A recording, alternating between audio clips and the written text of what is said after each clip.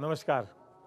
आज के वैश्विक अशांति, युद्ध, आर्थिक अस्थिरता और वैचारिक टकराव के इस दौर में भारत अभी भी मजबूती से खड़ा है और मेरा ऐसा मानना है कि इसका एक बड़ा कारण है भारत की समृद्ध संस्कृति, परंपराएं और अध्यात्म की शक्ति। आज हम अपने कीनोट कार्यक्रम में आपको ऐसे ही एक विलक्षण आध्यात्मिक गुरु, एक महान संत और एक विद्वान उनसे रूबरू कराएंगे जिनकी स्वयं की दृष्टि नहीं है, लेकिन उन्होंने पूरे विश्व को दृष्टि दी है।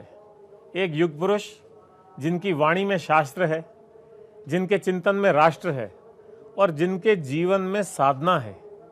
ऐसे महान विलक्षण प्रतिभा के धनी आदरणीय जगतगुरु रामभद्राचार्य जी। जगतगुरु, आपका बहुत बहुत स्वागत है इस कीनोट कार्यक्रम में। मैं अनेक अनेक मंगलाशंसा करता हूँ। जी जगतगुरु, आपसे सब विषयों पे हम बात करेंगे। आप धर्म में, राजनीति में, निर्भ्रांत बात कीजिए। जी, धर्म पे, राजनीति पे, सत्ता पे और सब विषयों पे। लेकिन एक मन में जिज्ञासा है कि कैसे उत्तर प्रदेश के एक साधारण परिवार में जन्म लेने वाले गिरधर मिश्र आज जगतगुरु बने हुए हैं। ये सफ़र आपका कैसा रहा? मैं जगत गुरु बना नहीं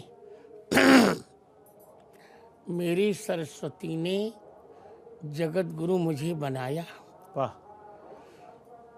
मैं यह कहने में गौरव का अनुभव करूंगा पवन जी जी कि जगत गुरु की हमारी एक पहले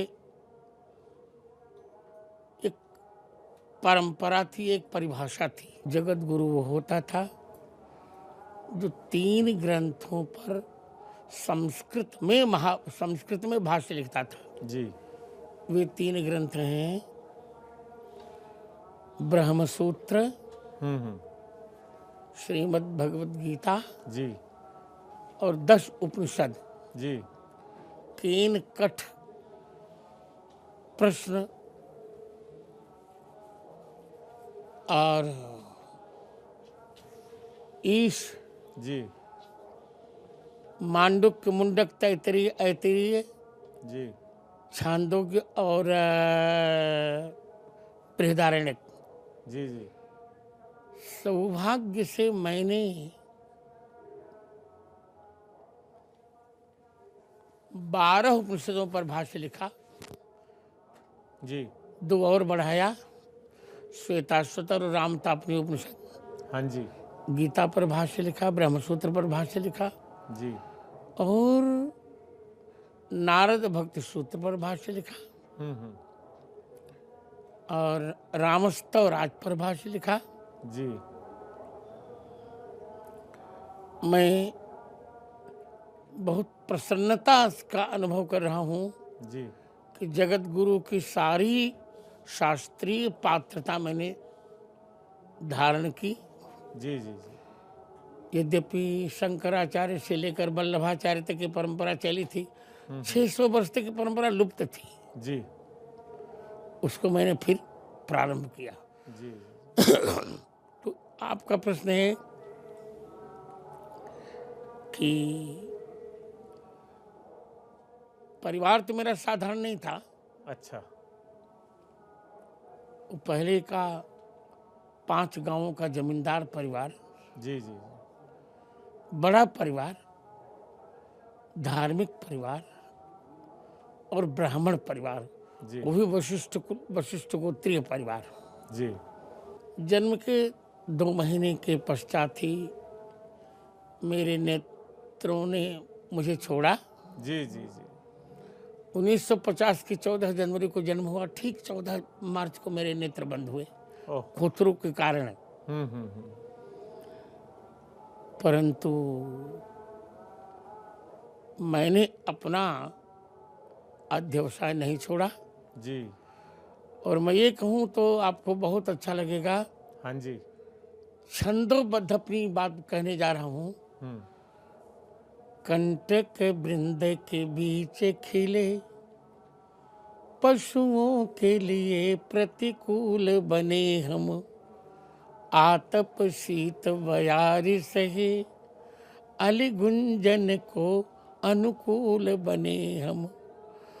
माली की माला की शोभा बढ़ाकर, भामिनी के सदुकूल बने हम। जीवन की बगिया में अहो, शतशूल सहे, फिर फूल बने क्या हम। बात है, कमाल हो गया। शिक्षण जगत में भी मैंने प्रवेश किया। जी। उसके पहले 5 वर्ष की अवस्था में संपूर्ण गीता कंठस्थ कर ली थी। कमाल है, अद्भुत है, अद्भुत। 7 वर्ष की अवस्था में संपूर्ण रामचरितमानस। हम्म। ब्रेल लिप का सहारा लिए बिना मैं स्नातक में भी यूनिवर्सिटी का टॉपर रहा जी। और परास्नातक में भी। मैं तथाकथित बाबा नहीं हूँ, पढ़ता लिखता हूँ। जी। PhD, DLitt, JRF. आपको 4 बार पीएचडी की उपाधि मिली। वो तो मानद मिली, पर पीएचडी तो एक बार की जाती है। हाँ हाँ मैंने संस्कृत में की हाँ और डीलिट भी संस्कृत में की, हाँ। और उपाधियां तो बहुत सी मिली मुझको। हम्म। ये तो प्रभु राघव भगवान राम के प्रेम ने मुझे बाबा बना दिया। हाँ जी। अन्यथा मुझको तो यशोडी बनाकर विश्वविद्यालय अनुदान आयोग ने भेज दिया था। जी जी जी। अच्छा, एक जगत गुरु, एक बात और मन में आती है। हालांकि आपके पास दिव्य दृष्टि है, और दृष्टि ना होना आपके कभी निजी जीवन में या सार्वजनिक नहीं। जीवन में बाधा नहीं बनी? इसीलिए मैंने जीवन में कभी ब्लाइंड कंसेशन नहीं लिया। नहीं लिया।